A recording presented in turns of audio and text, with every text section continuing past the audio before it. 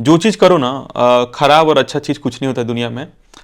तुम उसको अच्छा और खराब बनाते हो, तुमसे एग्जाम्पल सेट की जाती है, राइट। जैसे मैं जब बीसीए कर रहा था, of course my God see BCA कर रहा है, हंसते थे, है ना ऐसा।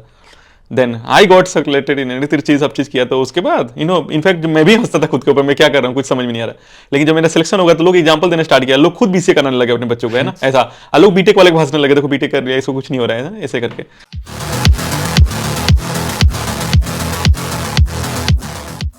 Hello everyone, welcome to our YouTube channel. मेरा नाम है शुभम और आप देख रहे हैं टेक इन फेमस।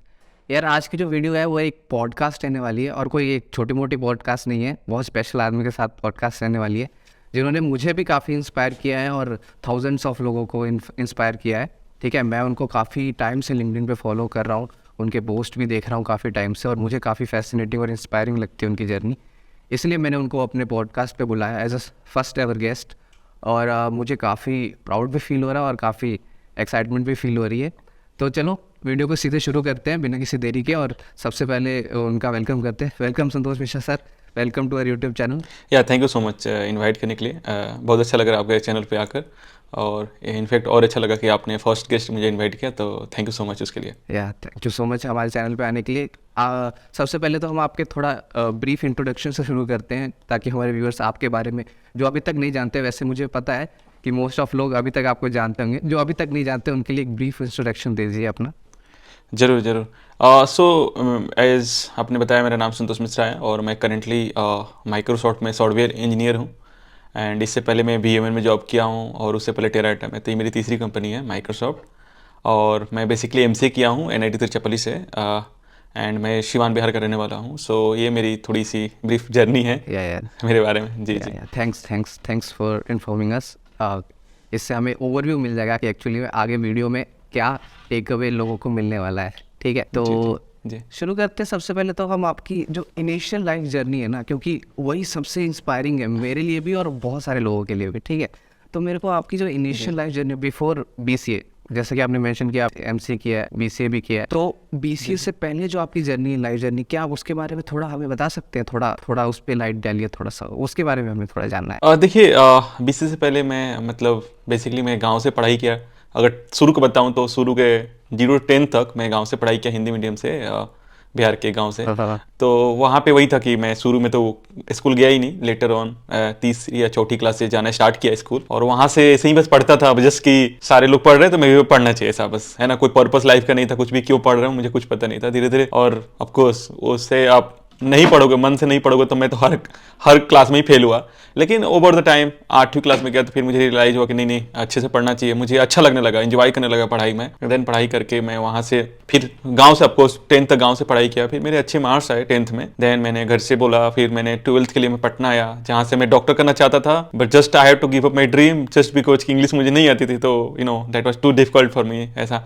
तो फिर मैंने मैथ ले लिया, एंड देन वहाँ से मैथ पढ़ाई किया, +2 किया, और फिर मैं इंजीनियरिंग, ऑफकोर्स इंजीनियर बनना चाहता था। 10th तक मुझे नहीं पता था कि इंजीनियर क्या होता है, जस्ट मैं नाम सुना था इंजीनियरिंग किसे होता है, क्या होता है, जस्ट कुछ नहीं पता था मुझे। लेकिन मैं डॉक्टर का सपना मुझे आया जब 9th में बायोलॉजी पढ़ा, ये सब चीज़ें मुझे अच्छा लगने लगा। लेकिन फिर ऑफकोर्स नहीं कर पाया जस्ट बिकॉज ऑफ इंग्लिश। तो फिर मैं +2 ऐसे ही कर लिया और एग्जाम दिया, इंजीनियरिंग का एग्जाम दिया, लेकिन किसी में भी नहीं हुआ। और उसमें AIEEE हुआ करता था, जो ऑल इंडिया लेवल का था, AIEEE एंड IITs। तो IT का तो फॉर्म ही नहीं भरा, क्योंकि कॉन्फिडेंस ही नहीं था मेरे अंदर, ऐसा। तो फिर मैंने AIEEE एग्जाम दिया, बहुत बुरा रैंक आया, कुछ 7,20,000 25,000 रैंक आया था, तो ऑफकोर्स होना नहीं था। देन फिर मैं वापस घर ही चला गया, फिर मैं वापस घर आ गया। फिर मुझे लगा कि चलो ठीक है, ऐसा करते हैं। मैं 10th में जब था, तो 10th से बाद में बाहर आना चाह रहा था, तो मेरे पापा चाहते थे कि मैं फार्मिंग करता था, बाय द वे 10th में, तब पढ़ते टाइम में फार्मिंग करता, साथ साथ फार्मिंग करता था, शाम में सब्जी बेचता था, ऐसे ऐसे करता था, तो मेरी शेड्यूल थी। बट मैं इंजॉय भी करता, पढ़ाई भी इंजॉय करता था। लेकिन फिर पापा चाहते थे 10th के बाद घर ही रहो, इसी को कंटिन्यू करो। लेकिन फिर मैं 12th में गया, फिर मैं सक्सेस नहीं हुआ, फिर वापस आया, तो मैं बोला चलो फार्मिंग करते हैं सब चीजें। लेकिन फिर उसमें भी मजा नहीं आता था, पता नहीं क्या सब चीजें, मुझे लगता कुछ करना चाहिए। फिर मैं BCA में एडमिशन लिया डिस्टेंस से। तो मुझे पता भी नहीं था डिस्टेंस क्या होता है, लेकिन एडमिशन लेने का थोड़े दिन बाद पता चला डिस्टेंस, अच्छा डिस्टेंस एजुकेशन ये होती है जिसमें कोई वैल्यू ही नहीं है डिस्टेंस एजुकेशन का, कोई भी 10,000 का भी जॉब नहीं लगने जा रहा है, ऐसा। तो ऐसे मैंने कहीं से कैसे कर डिस्टेंस किया BCA में। लेकिन लेटर ऑन ऑफकोर्स मैंने MCA करना चाहता था, BCA एडमिशन लेने के साथ ही मैं समझ गया MCA करना है। और लेकिन बिहार में तो आपको पता है ना कि गवर्नमेंट जॉब का बहुत क्रेज है।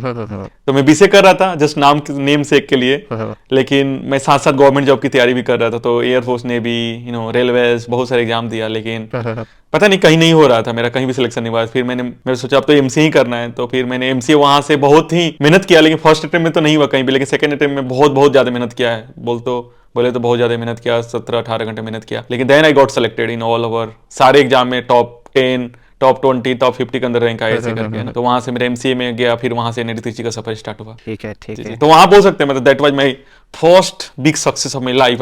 लाइफ का मेरा टर्निंग पॉइंट वहां था जहां से मैंने एमसीए एनआईटी करना स्टार्ट किया, जहाँ पे आपने प्रिपरेशन शुरू किया और मल्टीपल कॉलेजेस में जैसे आपने मेंशन किया कि आपको एडमिशन्स के ऑफर आए थे। हाँ ठीक है। तो यहाँ पे ना एक क्वेश्चन ये राइज हो रहा है मेरे मन में, इवन व्यूअर्स कईयों के, मैंने जब बताया कि मैं आपका पॉडकास्ट लेने जा रहा हूँ तो मुझे कुछ क्वेश्चंस भेजे लोगों ने, ठीक है। तो इसी चीज़ से रिलेट करके एक क्वेश्चन मैं आपसे पूछने जा रहा हूँ कि जो बीसीए जो कर रहे होते हैं ना स्टूडेंट, उनके मन में काफ़ी डाउट होता है दैट हमारे पास जो अपॉर्चुनिटीज़ है वो काफ़ी लिमिटेड है, ठीक है। मेरे भी काफ़ी दोस्त हैं जो अभी बीसीए परस्यू कर रहे हैं, जो ऑलमोस्ट लास्ट सेमेस्टर में है। उनके मन में डाउट होता है यार कि जो बीटेक स्टूडेंट है और एक जो बीसीए स्टूडेंट है, तो उनमें आप कंपेयर नहीं कर सकते as far as the opportunities in tech firms is concern. तो आप उस पर क्या कहना चाहेंगे, मतलब कि ऐसा है कि उनके लिए थोड़ा मुश्किल रहता है, और अगर मुश्किल रहता है तो फिर वो क्या ऐसा करें जिससे वो अच्छी जॉब टेक इंडस्ट्री में पा सकते हैं?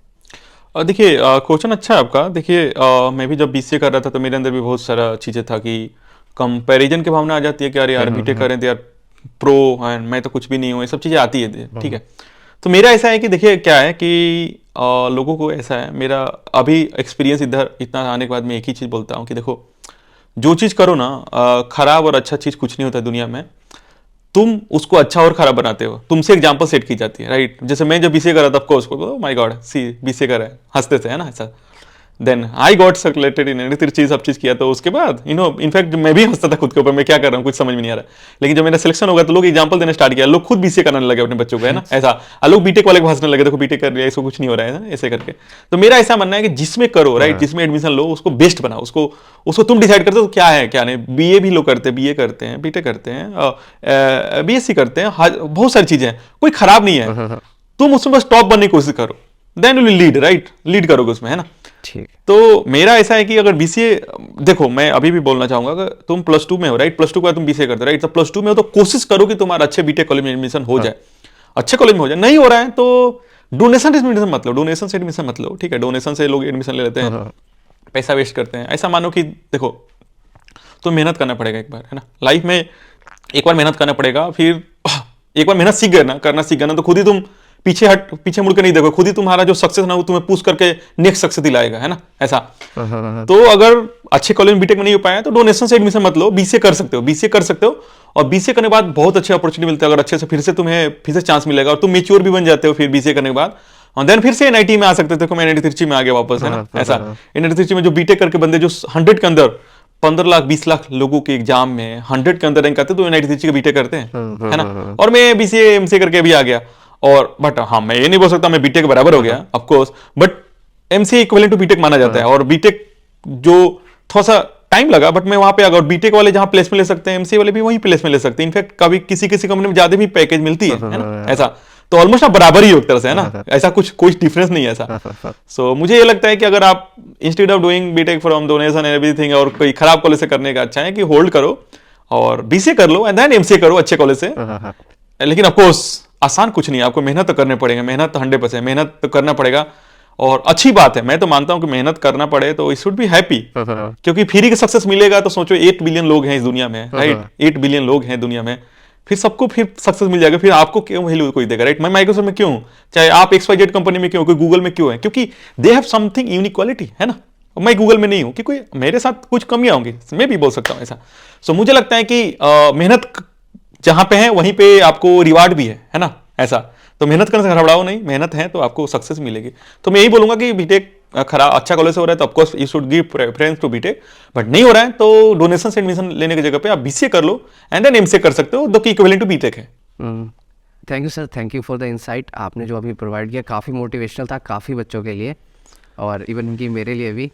तो यहाँ से ना ये चीज़ सुनने के बाद मेरे को एक और क्वेश्चन माइंड में आ रहा है, ठीक है, और वो क्वेश्चन मतलब मे बी रेलिवेंट ना हो, बट फिर भी मैं पूछ देता हूँ कि अभी आपने मेंशन किया कि जैसे जो बीसीए कर रहा है वो एमसीए भी कर सकता है। तो जो मेरा क्वेश्चन है कि अगर कोई बंदा बीसीए कर रहा है तो उसे बीसीए के बाद जॉब अपॉर्चुनिटीज़ देखनी चाहिए, या फिर उसको अपने माइंड में ये रखना चाहिए कि अगर मैं बीसीए कर रहा हूँ तो मुझे अगर अच्छी जॉब चाहिए तो मुझे एमसीए के साथ जाना ही पड़ेगा? और देखिए ये अच्छा क्वेश्चन है। देखिए बात क्या है, दो चीज़ें हैं, ठीक है। देखिए बोलते हैं ना कि मैं एक बहुत सारा मतलब बहुत एग्जाम्पल देता हूँ, हमेशा लॉन्ग टाइम हमेशा एक ही एग्जाम्पल देता हूँ, बट रियल एग्जाम्पल है जो मैं हमेशा यहाँ भी दूंगा, ठीक है। जैसे कि मेरा ऑफकोर्स मैं फार्मिंग करता था, तो मेरा खेत मतलब हम लोग गार्डन भी है, बगीचा, जहाँ पेड़ लगाए थे मैंने बचपन में, ठीक है। तो पेड़ लगाए, तो हम बचपन पेड़ लगाए तो एक साल के बाद भी पेड़ से फ्रूट आने स्टार्ट हो जाते थे। आम का पेड़ है तो आम स्टार्ट हो जाता है, बट हम लोग शुरू में आम को क्या करते हैं ना, जो वो बेबी निकलता है ना, मोजर बोलते हैं उसको बिहार में, राइट, उसको हम तोड़ देते हैं, शुरू के 3 साल तोड़ देते हैं। हम चाहते तो फर्स्ट ईयर भी ले सकते थे, लेकिन तोड़ देते हैं। इसलिए तोड़ देते हैं कि मुझे पता है कि 3 साल इसको तोड़ देंगे, इसका बेस स्ट्रांग हो जाएगा। एक बार बेस स्ट्रांग होगा ना, जो 3 साल बाद जो आम आएगा ना, वो स्वादिष्ट होगा, ज्यादा टेस्टी होगा, है ना। तो वही चीज है, मेच्योरिटी के साथ आएगा। तो आप बीसी के बाद जॉब करोगे ना, तो आपके बेस बहुत कम स्ट्रांग रहते हैं, बेस बहुत अच्छे से स्ट्रांग नहीं रहते हैं, ठीक है। तो मुझे लगता है कि आपकी सक्सेस एकदम, आपकी सक्सेस 2+4=6 ऐसे मतलब है ना, सिक्वेंशियल ग्रोथ होगा आपका। लेकिन एमसीए कर ले तो अच्छे कॉलेज से, देखो मेहनत करना पड़ेगा, है ना। एमसीए अच्छे कॉलेज से कर लेते हो, फिर आपकी एक्सपोनेंशियल ग्रोथ होगी, है ना, ऐसा। तो मेरा ऐसा है कि बीसीए कर सकता है कोई इंसान, जैसे कि लेट से किसी फाइनेंशियली बहुत वीक है, कंडीशन सही नहीं है, तो ठीक है, मुझे लगता है बीसीए के बाद जॉब मिले तो कर लो, अगर ठीक है, और डिस्टेंस से एमसीए कर लो अगर पॉसिबल है तो। लेकिन कोई फाइनेंशियली ठीक ठाक है, फाइनेंशियली सपोर्टिव है, अगर घर से सपोर्ट, फाइनेंशियली भी इतना स्ट्रांग नहीं होना है, मतलब लोन मिल जाती है, कोई अच्छे कॉलेज जाओगे तो वहाँ पे बैंक से लोन मिल जाएगा, सबको घर से पैसे लेने की जरूरत नहीं पड़ेगी, है ना। बट एटलीस्ट इतना है कि 0-0 पे भी है तो कर सकते हो। तो मैं तो बोलूंगा कि एमसीए तैयारी करो, बढ़िया कॉलेज से कर लो, क्योंकि आप कॉलेज से जब बढ़िया कॉलेज से करते हो, जो भी बीटेक, या जैसे एनआईटी से आप एमसीए करते हो, एनआईटी कोई भी एनआईटी से या बीआईटी से करते हो, तो आपको जो कल्चर मिलता है, जो बच्चे जाते हैं, जो पढ़ते हैं, साथ साथ आपके साथ जो बच्चे पढ़ते हो, सब भी ऑल इंडिया टॉपर्स होते हैं, तो जो इन्वायरमेंट मिलता है आपको, जो कॉम्पिटिटिव इन्वायरमेंट मिलता है, उसमें आप 3 साल सर्वाइव करते हो, तो आप बहुत कुछ सीखते हो यार, मतलब आपकी पर्सनालिटी डेवलप होती है, आप सीखते हो कि कैसे बात करना। सो हमेशा पैसे की बात नहीं होती कि बीसीए करने के बाद भी कोई 10,000 कमा सकता है, मे बी एमसीए के बाद भी कोई 10,000 कमा सकता है, लेकिन 10,000 दोनों अंतर है। उस 10,000 कमाएगा वो बंदे के पास पर्सनालिटी अलग होगी, है ना, उसका विजन अलग होगा। मे बी वो 2 साल 3 साल जॉब करे, और 3 साल में जो बीसीए करके जहां पैकेज ले सकता है, वो 3 साल में वो एमसीए वाला जॉब करे, उसका पैकेज बहुत ज्यादा हो जाएगी, क्योंकि द एटीट्यूड ही हैविंग, मतलब बहुत कुछ है। जैसे कि मेरा खुद का फर्स्ट कंपनी 6 लाख का ही जॉब लगा, बीसीए करने वालों को 6 से 7 लाख जॉब लग सकता है मे बी, लेकिन मेरे 6 लाख का जॉब तो लगा, बट मेरा एटीट्यूड था कि मुझे इतना कमाना है, XYZ पैकेज लेना है ओवर द टाइम, ठीक है। सो यही है आपकी एटीट्यूड, आपकी वो सब चीजें। आप कॉलेज में जाते हैं ना, टॉपर के साथ पढ़ते हो ना, इन्वायरमेंट जो मिलता है, जो सीनियर्स इन्वायरमेंट से, सब सीनियर से या प्रोफेसर से, सबसे जो इन्वायरमेंट मिलता है ना, उसका एक अलग आपके अंदर ग्रोथ होता है ना, एक लीडरशिप स्किल्स बहुत सारी आपकी ग्रोथ होती है, जो कि आप कॉलेज में जाकर ही मिल सकते हैं। तो इसके लिए मुझे लगता है एमसीए करना चाहिए, नॉट फॉर पैकेज को आप साइड में करो, है ना।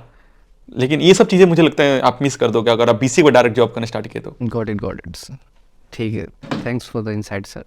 यहाँ से मैं ये चीज़ पूछना चाह रहा था, जैसे आपने इन्वायरमेंट का जिक्र किया यहाँ पे कि एमसीए करोगे, अच्छे कॉलेज से करोगे तो आपका इन्वायरमेंट काफ़ी अच्छा होगा, और अकॉर्डिंगली फिर वो डिसाइड होता है कि आपने क्या करना है ना, क्योंकि आपका जो सर्कल है उससे काफ़ी कुछ डिसाइड हो जाता है। तो मैं ये पूछना चाह रहा था कि जैसे आपने एमसीए करी तो आपका जो फर्स्ट ईयर सेकेंड ईयर का जो इन्वायरमेंट था, जो वहाँ पे आपने जो चीज़ें एक्सपीरियंस की, आप उसके बारे में थोड़ा बताएंगे? यार मेरा तो बहुत अच्छा एक्सपीरियंस था। मतलब वहाँ पे गए तो एक तो सीनियर फर्स्ट टाइम डिस्टेंस से बीसीए किया, +2 भी डिस्टेंस से ही किया, मतलब कॉलेज कभी गया नहीं। तो 10th के बाद फर्स्ट टाइम मैं कॉलेज आ रहा था, तो मेरे लिए तो मैं तो सच बताऊँ, मेरे लिए तो बहुत बड़ी चीज़ थी। मैं कॉलेज में नहीं गया होता तो आज के डेट में आई डोंट नो मैं आपके सामने बोल भी पाता कि नहीं बोल पाता, वो भी नहीं हो सकता, शायद मैं बोल भी नहीं पाता, इतना भी मेरे अंदर कॉन्फिडेंस नहीं था, है ना। सो मैं वहाँ पे गया ना, तो पहले बात तो आपको इंग्लिश में बोलने के लिए फोर्स करते हैं सीनियर, तो इंग्लिश में बोलने के लिए आप कम से कम ट्राई करते हो, पता चलता है वो इंग्लिश के बिना आपका कुछ नहीं हो सकता, है ना। और पता चलता है कि कंपनी में कैसे कुल वर्क करते हैं, सीनियर आके अपने एक्सपीरियंस शेयर करते थे, है ना। तो ये सब चीज़ें बहुत कुछ मुझे सीखने को मिला वहाँ पे गए तो। एक माहौल मिला, एक इंग्लिश बोलने का माहौल मिला, एक इंटरेक्ट करने का माहौल मिला, इंग्लिश में फोर्सफुली मतलब बोलना पड़ रहा है ना, आपको नहीं पता फिर भी आप इंग्लिश में बोल रहे हो, है ना। तो आप दैट्स रियली गुड, मतलब अच्छा लगता है आपको, है ना। इंग्लिश ट्राई कर रहे हो, ट्राई करके करते आप सीखते हो ऐसे। प्लस एक और चीज मिलने को मिला कि ओ माय गॉड कि लोगों की पर्सनालिटी कैसी होती है, जैसे कि अलग अलग लोग अलग अलग तरह के होते हैं, तो किससे कैसे बातें करते हैं, बड़े से कैसे बात करते हैं, अपने क्लासमेट से कैसे, जूनियर से कैसे बातें करते हैं। गर्ल्स से कैसे बात करते हैं, है ना, मैडम प्रोफेसर सबसे कैसे बात करते हैं, आपको एक आपको एक कल्चर मिलता है, संस्कार मिलता है आपको वहां से, ना कॉर्पोरेट कल्चर के भी संस्कार मिलता है ना ऐसे ऐसे। प्लस फेलियर, बहुत कुछ फेलियर मिलता है आपको, कैसे क्विकली आप रात भर ओवर नाइट कैसे आप तैयारी करके सेमेस्टर एग्जाम में अच्छे पॉइंटर लाने, बहुत कुछ आपको सीखने को मिलता है वहां पे, जो आपको वहां जाकर ही सीख सकते हो, बिना कॉलेज गए हुए ये सब आप बस नहीं समझ सकते हो कि ये सब चीजें भी होती है, सब चीजें बहुत कुछ है कॉलेज में जाने के बाद। हाँ, ओके, समझ गए। तो ये तो था कि आप एमसीए तक पहुंच गए, आपने एमसीए में काफ़ी चीज़ें एक्सप्लोर करी, हमें सुन के भी काफ़ी अच्छा लगा कि इतना कुछ इस पर्सपेक्टिव से भी बंदा देख सकता है अपने कॉलेज लाइफ को। तो अब हम इस बारे में बात करते हैं कि जैसे आपका प्लेसमेंट सीजन चालू हो गया, ठीक है, प्लेसमेंट आ रही है, इंटर्नशिप आ रही है, कंपनी आ रही है, तो उस टाइम आपका क्या अप्रोच था ड्यूरिंग कॉलेज प्लेसमेंट? आपका क्या अप्रोच था? आप कैसे प्रिपेयर कर रहे थे? क्या रिसोर्सेज आपने फॉलो किए? क्या माइंडसेट के साथ आप उस टाइम चल रहे थे? उसके बारे में थोड़ा बताएंगे आप? देखिए, जब प्लेसमेंट स्टार्ट हुआ तो ऑफकोर्स प्लेसमेंट की तैयारी तो मतलब शुरू से, जब फर्स्ट सेमेस्टर में जाते तब से ही मतलब ऑफकोर्स करिकुलम ही ऐसा बनाया गया कि आपको प्लेसमेंट की तैयारी उसी से, जैसे फर्स्ट सेमेस्टर में लैंग्वेज होता है कंप्यूटर लैंग्वेज जो भी आपका है, देन नेक्स्ट सेमेस्टर में डीएसए से पढ़ना स्टार्ट किया था, डीएसए पढ़ना स्टार्ट किया। तो मेरा ऐसा मानना आता है कि मैं करिकुलम को अच्छे से फोकस किया मैंने, कि जो भी सब्जेक्ट है, जो भी मैं पढ़ रहा हूँ उसके ऊपर कोई ना कोई प्रोजेक्ट कर लूँ या उसको समझूँ, है ना। इट्स नॉट अबाउट, मैं ओएस भी पढ़ा तो अच्छे से पढ़ा, उसके बाद एक दो प्रोजेक्ट भी किया, डीबीएम से पढ़ा तो अच्छे से पढ़ा, है ना, ऐसा। तो पहले तो करिकुलम को अच्छे से पढ़ा, जो भी उसमें मेन सब्जेक्ट थे जो प्लेसमेंट के लिए इंपॉर्टेंट है ऑफकोर्स। तो जैसे जो उन सब्जेक्ट में बहुत डिटेल्स में डीप में जाकर पढ़ाई किया, है ना, ऐसा। तो इसमें मेरा फोकस है शुरू से ही, तो उसको पढ़ते रहा। फिर मैंने डीएसए पे ऑफकोर्स डीएसए का थ्रू आउट तो प्रैक्टिस करते रहा। पहले एक बेसिक नॉलेज मिल गई, then I started from GeeksforGeeks, then LeetCode, and फिर हैकर रैंक, ये सबसे थोड़ा बहुत कोडिंग की प्रैक्टिस करता था। तो ऐसे से मेरी प्रिपरेशन स्टार्ट हुई, और एक कंटिन्यूअस प्रोसेस रहा। ऐसा नहीं हुआ कि मैं प्लेसमेंट आ रहा है 2 महीने पहले है तो रात भर पढ़ रहे, उससे पहले नहीं पढ़ा, ऐसा नहीं था। मैं शुरू से एक कंटिन्यू के साथ तैयारी करता था, है ना, और इंजॉय करता था हर चीज को, है ना। तो ऐसे में पूरा शुरू से ही, मतलब मैं भी बोलूंगा कि शुरू से ही तैयारी करना चाहिए। ऐसा नहीं कि आपका 2 महीने में तैयारी किया तो 2 महीने में तैयारी कर 2 महीने में भूल भी जाओगे आप, है ना, ऐसा। आपकी तैयारी शुरू से ही होनी चाहिए, हर चीज को मीनिंगफुल समझो, समझ के सब करो। अदरवाइज बहुत लोग क्या करते हैं ना, 2 महीने में जो तैयारी करो तो वही रट लेते हैं ना, 500 क्वेश्चन रट लो, तो फिर भूल जाते हैं और फिर मे भी बहुत प्रॉब्लम होती है उनको, है ना। तो मैं तो शुरू से पढ़ता था, ऑफकोर्स प्लेसमेंट आ रहा है तो फिर मैं शुरू से कोशिश किया कि मैक्सिमम तैयारी कर सकूं, जितना हो सकता है तैयारी करने फोकस किया। And then towards the end of the things मैं फोकस किया कि मॉक इंटरव्यू देना स्टार्ट करूं अपने दोस्तों को। तो मेरे एक दो दोस्त अच्छे थे क्लास में, तो मैं उनका मॉक इंटरव्यू लेता था, वो भी मेरा मॉक इंटरव्यू लेते थे। ऐसे रियल टाइम इंटरव्यू का एक्सपीरियंस हमने एक दूसरे को किया, दैट्स रियली इंपॉर्टेंट, है ना। बहुत बार होता है, बहुत लोग मैं देखता हूँ कि बहुत तेज होते हैं, बहुत पढ़ने में ये होते हैं, लेकिन जब इंटरव्यू में जाते हैं तो नहीं दे पाते हैं, अच्छा परफॉर्म नहीं कर पाते हैं। वो इसलिए होता है क्योंकि वो डिफरेंट इन्वायरमेंट में प्रैक्टिस करते हैं और डिफरेंट इन्वायरमेंट में चले जाते हैं, तो मे बी वो होता ना कि एक टेंशन में आ जाते हैं, या बोल सकते हैं ना कि नर्वस हो जाते हैं थोड़ा बहुत, तो चीजें वो नॉर्मली जो एक्टिंग वो करते हैं, नॉर्मली उनका जो पर्सनालिटी होता है वो उससे भटक जाते हैं। तो मुझे लगता है आपको शुरू से ही मॉक इंटरव्यू, एक बार तैयारी होकर मॉक इंटरव्यू सब ज्यादा से ज्यादा मॉक इंटरव्यू देना चाहिए, उससे बहुत कुछ इंप्रूवमेंट मिलती है, बहुत कुछ सीखने को मिलता है, ऐसा। तो ऐसे मैंने किया मतलब तैयारी। ऑफकोर्स मेरा शुरू में प्लेसमेंट हो ही नहीं रहा था, बट स्टिल आई प्रिपेयर्ड मैं करते रहा पेशेंस रखा करते, मुझे पता है कि नॉलेज बढ़ रही है ना, तो कोई बात नहीं है, एक दिन प्लेसमेंट तो हो जाएगी, कोई टेंशन नहीं। सरकारी जॉब तो है नहीं, एक बार होगा तो हमेशा के लिए हो गया, ये तो लाइफ टाइम तक ही है, में तो यही हेल्प करेगा ही। हाँ, तो मैं नॉलेज फोकस किया बोले तो जी। यहाँ से तो यही टेक अवे मिलता है कि हमें जो भी प्रिपरेशन हम कर रहे हैं वो हमें एट द लास्ट या एट द एंड में नहीं करना चाहिए। जैसे प्लेसमेंट शुरू हो रहा है, जैसे सर ने मेंशन किया कि 2 महीने पहले अगर आप उठा रहे हो तो फिर 2 महीने बाद आप भूल भी जाओगे, तो फिर आगे का क्या, आगे फिर वो जीरो से ही शुरू करना पड़ेगा। तो ये दिक्कत आती है जब आप एट दी एंड प्लेसमेंट जब प्लेसमेंट के एंड में आप प्रिपरेशन चालू कर, इसलिए हमेशा शुरू से ही अपने प्रिपरेशन को साथ में लेके चलना चाहिए। Thanks for the valuable insight sir. और एक लास्ट चीज़ जो हम आपके लास्ट, जैसे अब जर्नी हम आपकी फॉलो कर रहे हैं, तो हम एकदम लास्ट में अभी पहुँच चुके हैं। जब आपकी फर्स्ट प्लेसमेंट हुई, उसके बाद आप VMware में गए, उसके बाद आप माइक्रोसॉफ्ट में गए फाइनली, जो आपकी ड्रीम कंपनी आपने मेंशन किया था। तो एज अ एक्सपीरियंस कैंडिडेट जो किसी पर्टिकुलर ऑर्गेनाइजेशन में है, ठीक है, और वो अगर कंपनी स्विच करना चाहता है, जैसे आपने कंपनी स्विच की टेराडाटा से आप VMware में गए, फिर माइक्रोसॉफ्ट में गए, तो as a fresher campus placement लेना एक और चीज़ होती है और as a experienced company switch करना एक और चीज़ होती है। तो उन दोनों के बीच का डिफरेंस जो है वो आप समझा सकते हो, और प्रेपरेशन में क्या डिफरेंस आता है और अप्रोच में क्या डिफरेंस रहता है? मेनली यही होता है, जैसे आपका जब कॉलेज प्लेसमेंट लेते हो तो 2-3 तरह से डिफरेंस होता है। एक तो थोड़ा क्वेश्चन का लेवल थोड़ा इजी होता है, ठीक है, बट मैं बोलूँ कंपटीशन कोई कम नहीं रहता। कंपटीशन आपका कॉलेज वालों से होते हैं, कंपटीशन कोई कम नहीं रहता, कंपटीशन सेम ही होता है, बट लेवल थोड़ा सा कम होता है। लेवल ऐसे होता है कि आपका क्वेश्चन थोड़ा इजी हो सकते हैं, डीएसए आपके क्वेश्चन इजी रहते हैं, और question mostly DSA, computer fundamental and आपका जो पर्सनल प्रोजेक्ट से रिलेटेड क्वेश्चन पूछा जाता है, ठीक है। तो अभी तक उनको कोई फर्क नहीं पड़ता किस डोमेन पे काम, किस डोमेन के लिए जा रहे हो, कोई फर्क नहीं पड़ता। लेकिन जब एक्सपीरियंस से जाते हो तो आपका आपकी थोड़ी सी लेवल बढ़ जाती है, क्वेश्चन का लेवल बढ़ जाता है, जो थोड़ा सा हार्ड हो जाता है डीएसए का लेवल। और क्वेश्चन, और एक तो डीएसए हो गया, दूसरा चीज आपका सिस्टम डिजाइन से भी क्वेश्चन पूछना स्टार्ट हो जाता है। एंड देन आपका डोमेन रिस्पेक्टिव, किस डोमेन में आप काम कर रहे हो उसके रिलेटेड भी क्वेश्चन पूछते हैं, थोड़ा बहुत टेस्ट करते हैं, करंट प्रोजेक्ट क्या किया हो क्या नहीं किया ना, सब चीजें। सो ऐसे मेरा डिफरेंस है, ऐसे डिफरेंस, अदरवाइज कोई ज्यादा डिफरेंस नहीं है, बट ऐसे थोड़ा डिफरेंस है, ऐसे डिफरेंस है थोड़ा बहुत, है ना। ऐसा प्लेसमेंट टाइम ओपनिंग ज्यादा होती है, ऑफ कैंपस ओपनिंग कम रहती है, तो थोड़ा सा कंपटीशन दोनों में सेम ही रहता है। लेकिन ऐसे ही बोलो लेवल ऑफ क्वेश्चन का लेवल चेंज हो जाता है। आपका प्रोजेक्ट ऐसे रियल टाइम जो प्रोजेक्ट में कंपनी में काम करते हैं उसके रिलेटेड क्वेश्चन पूछते हैं, उसमें जो आप ऐसे ही नॉर्मल काम जिस प्रोजेक्ट पे काम के उसके रिलेटेड क्वेश्चन पूछते हैं ऐसे। तो ऐसा हम कह सकते हैं कि उनका जो प्रपोर्शन होता है वो डीएसए का थोड़ा कम हो जाता है एक्सपीरियंस लोगों के लिए। थोड़ा सा डीएसए कम हो जाता है, लेकिन डीएसए का लेवल हार्ड हो जाता है, और अलॉन्ग विथ जो डीएसए का प्रोपोर्शन कम होता है उसमें ऐड हो जाता है system design. Okay, system design ऐसे ही कुछ, मतलब सिस्टम डिजाइन की ही समझ लो, क्वेश्चन पूछना स्टार्ट करते हैं। हाँ, okay sir, got it, got. Thanks for the insight sir. अब हम अपनी वीडियो के आखिर में चल रहे हैं, अंत की तरफ आ रहे हैं, और यहाँ पर हम आपसे कुछ 2-4 वैल्यूएबल पॉइंट्स लेने चाहते हैं जो आपकी लाइफ लर्निंग्स रही होंगी अभी तक की, उसको इम्प्लीमेंट करते हुए 2-4 आप ऐसे पॉइंट्स बता सकते हैं हमारे व्यूअर्स के लिए जो उनके लिए फ़ायदेमंद हो, इवन होस्ट मेरे लिए भी फ़ायदेमंद हो। 2-4 ऐसे पॉइंट्स। 2-3 ऐसे पॉइंट, जैसे कि मैं तो मानता हूँ कि कभी खुद को कंपेयर किसी से मत करो, जस्ट कि अपने पे मेहनत करो। तुम्हें पता होना चाहिए क्या बनना है तुम्हें, और बस उस रास्ते पे चलो, मेहनत करो, हार्डवर्क करो, और हार्डवर्क करोगे तो फेलियर आएगी, है ना। फेलियर को निगेटिव में मत लो, फेलियर को लर्निंग तरह लो। ऐसा समझ फेलियर आ रही है, तुम सही रास्ते पे चल रहे हो, है ना, ऐसा मानना है। और अपने फेलियर सीखो, लर्निंग पाओ, और देखो और भी आसपास जो तुम्हारे अराउंड जा रहे हैं उनसे जो मोटिवेट हो सकते हो उनसे मोटिवेशन लो। जैसे मान लो तुम्हारे क्लास में, जैसे बहुत सारे कॉलेज में बच्चे होंगे जो एक दूसरे के क्लासमेट से वो कोई आगे ग्रो कर रहा है, तो उनसे फील होता है ओ माय गॉड वो तो आगे, मैं पीछे हूँ। ऐसा नहीं सोचना है, आप खुद को कंपेरिजन है, इंस्टेड ऑफ कंपेयरिंग उससे करने से अच्छा है कि उससे मोटिवेशन लोगे, ओ उसमें ऐसा क्या अच्छा चीज कर रहा है कि वो इतना अच्छा कर रहा है, मैं अच्छा नहीं कर रहा हूँ, उससे मोटिवेशन लर्निंग लो। और फेलियर को लर्निंग तरह लो, ना कि फेलियर को निगेटिव पॉइंट ऑफ व्यू से सोचो। पहली बात की है। दूसरी चीज की मतलब कोर्स आपको एक अंदर एक रखो, एक ऑप्टिमिस्टिक पर्सन बनो, ऑप्टिमिस्टिक पर्सन। ऐसा सोचो कि मैं तो कर लूंगा, मतलब करना ही करना है, ऐसा खुशी होकर हाँ स्माइल करते रहो, ऑप्टिमिस्टिक बनो कि हाँ मुझे करना है, ऐसा है ना। बोलते हैं ना कि आप शाहरुख ने डाला है ना कि आप चाहते हो तो कायनात आपको, है ना, सपना जो होता है पूरा दुनिया कायनात आपको पाने के लिए लग जाती है, ऐसा कुछ मतलब कहीं डायलॉग। तो वही बोलते हैं, मैं तो उस चीज बिलीव करता हूँ, मैं जो चाहता हूँ मुझे मिल जाती है इवेंचुअली, क्योंकि मैं चाहता हूँ, मैं जो सोचता हूँ वही चीज मैं सपने में सुनता हूँ, उसी चीज के बारे में मैं आंखें देखता हूँ कहीं भी, तो वही सब चीजें मुझे दिखती हैं, तो वही काइंड ऑफ लाइक पॉजिटिव उसी माहौल में रहता हूँ, तो वो चीजें मेरे को सच में हेल्प करती हैं। ऑप्टिमिस्टिक बनो, और ऐसा मानो कि आप जो चीज ड्रीम करोगे पालोगे।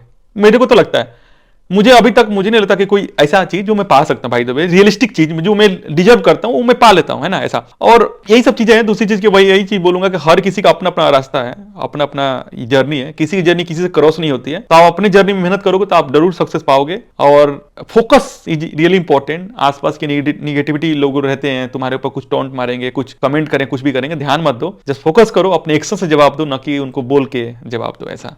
और यही है, मतलब लाइफ बहुत बड़ी है, बट मेहनत करते रहो, लर्निंग पे फोकस करो, रटो मत, और बस एंजॉय करो चीजों को। ऐसा सोचो कि यू आर फॉर्चुनेट एनफ कि मतलब ये सब चीजें समझने का मौका मिल रहा है, इतना कंप्यूटर आगे बढ़ चुका है, तो ऐसा करो कुछ नया, मतलब ऐसा उसको एंजॉय करो, ना कि रटो उसको, ऐसा। Got it, got. Thank you very much sir, thank you very much time देने के लिए। काफ़ी वैल्यूएबल टॉक रहेगी, और जब ये अपलोड करेंगे हम तो आई गेस काफ़ी हमें सपोर्ट भी मिलेगा, बिकॉज ये जो बातें सुन रहे हैं ना हम, ये एक्चुअली क्या होता है ना कि अब जब मोटिवेशन टॉक सुनते हैं ना तो लोग कहते हैं यार तुम कुछ भी कर सकते हो, पहाड़ पे भी चढ़ सकते हो, पर वो लोगों ने वो उस पहाड़ की चढ़ाई नहीं करी होती जो बोल रहे हैं कि तुम पहाड़ पे चढ़ सकते हो। जिन लोगों ने कुछ अचीव कर रखे हैं, अगर वो कुछ ऐसा बोलते हैं तो वो चीज़ सुन के भी अच्छी लगती है और इम्प्लीमेंट करने में भी अच्छी लगती है, और same goes for you as well. तो इसी के साथ हम इस वीडियो को एंड करेंगे।